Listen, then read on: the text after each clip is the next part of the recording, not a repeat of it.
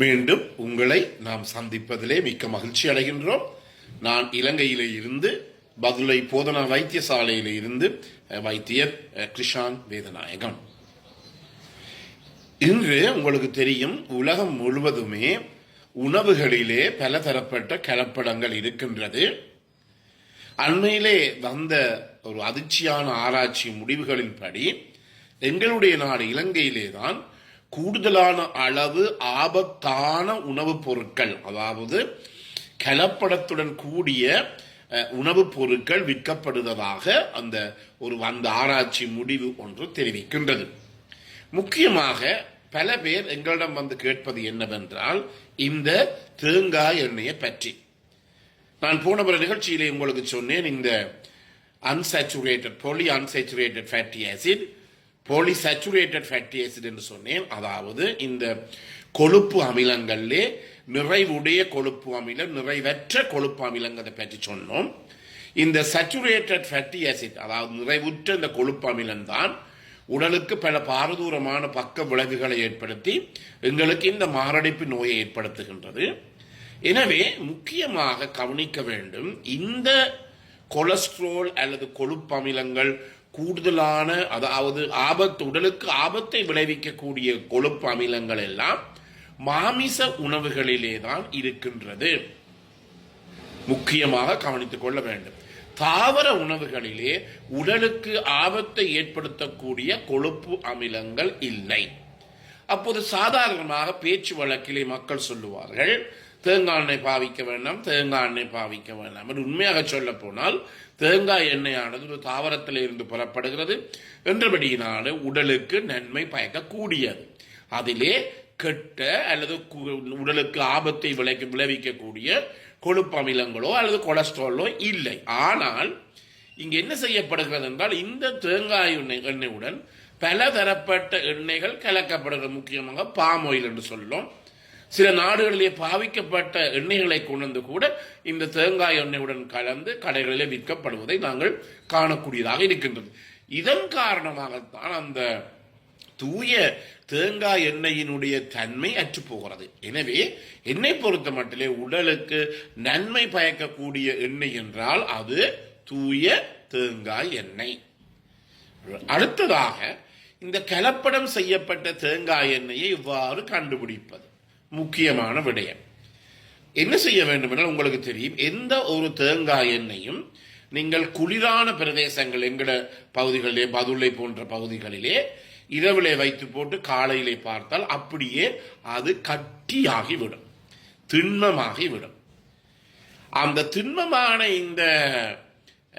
இந்த தேங்காய் எண்ணெயிலே ஒரு உள்ளுக்குள்ளே அந்த ஃபார்ம் என்று சொல்லுவோம், அதாவது நுரையாக தெரியுமாக இருந்தால் அது கலப்படம் செய்யப்பட்ட தேங்காய் எண்ணெய்.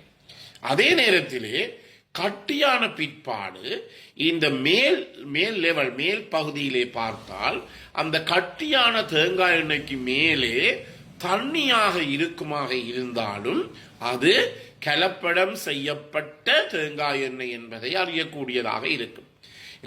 என்ன சொல்லுவோம், இந்த திண்மமான இந்த தேங்காய் எண்ணெய் பகுதிக்குள்ளே ஏதாவது நுரையாக இருக்குமாக இருந்தால் அது கலப்படம் செய்யப்பட்டது. அல்லது இந்த ஏர் பபுள்னு சொல்லும் வழி மாதிரி வாயு குமிழ் மாதிரி இருந்தால் அது கலப்படம் செய்யப்பட்டது.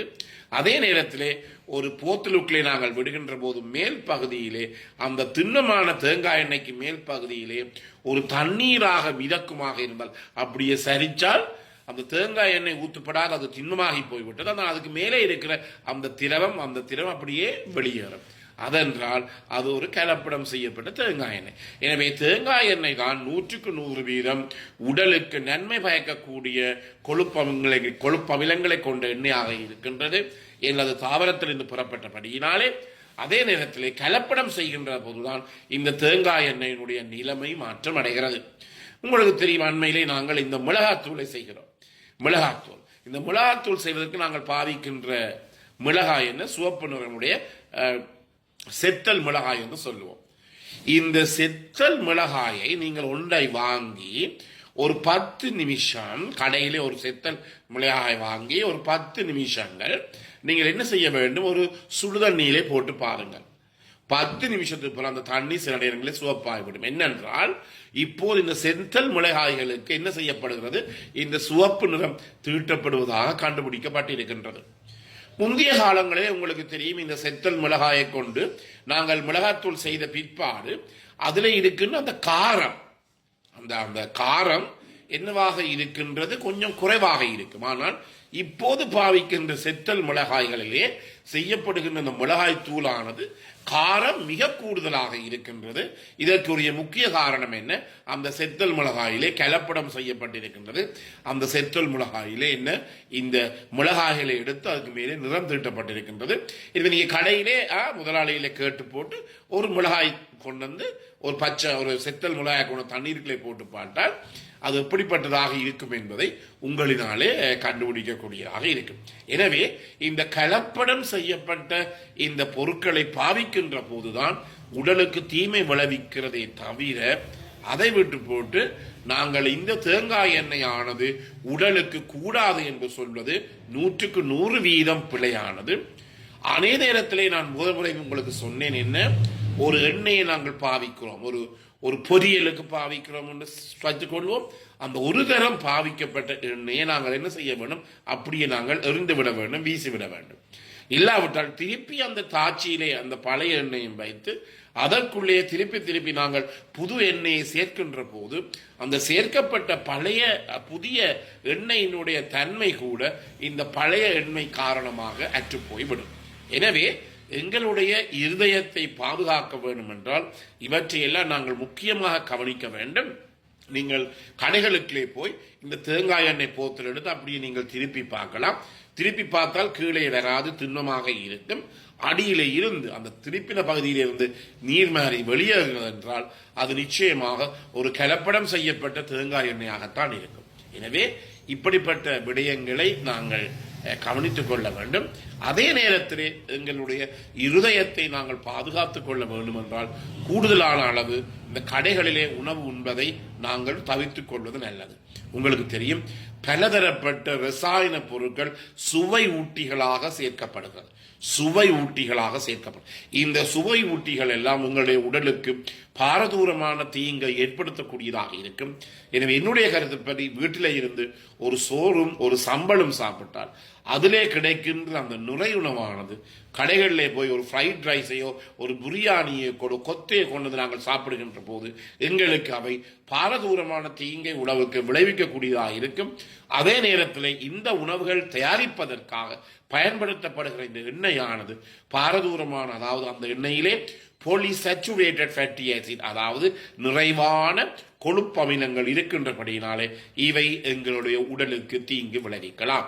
இதன் மூலமாக எங்களுக்கு சிறு வயதிலேயே மாரடைப்பு அல்லது ஹார்ட் அட்டாக் அல்லது மயோகார்டியல் இன்ஃபாக்ஷன் ஏற்படக்கூடிய நிலைமை ஏற்படும். மீண்டும் உங்களை அடுத்த நிகழ்ச்சியிலே சந்திப்போம். இந்த நிகழ்ச்சி உங்களுக்கு பிடித்திருந்தால் கேட்காதவர்களுக்கு கட்டாயமாக அறிமுகப்படுத்துங்கள். இதை லைக் பண்ணுங்கள், ஷேர் பண்ணுங்கள். இந்த மணி சின்னத்தை பெல் சைனை அமர்த்தி நீங்கள் இதை சப்ஸ்கிரைப் பண்ணலாம். மேலதிக தேவை என்றால் என்னுடன் தொடர்பு கொள்ளலாம். 0094 777 35 62 45. மீண்டும் உங்களை சந்திக்கும் வரை நன்றி, வணக்கம்.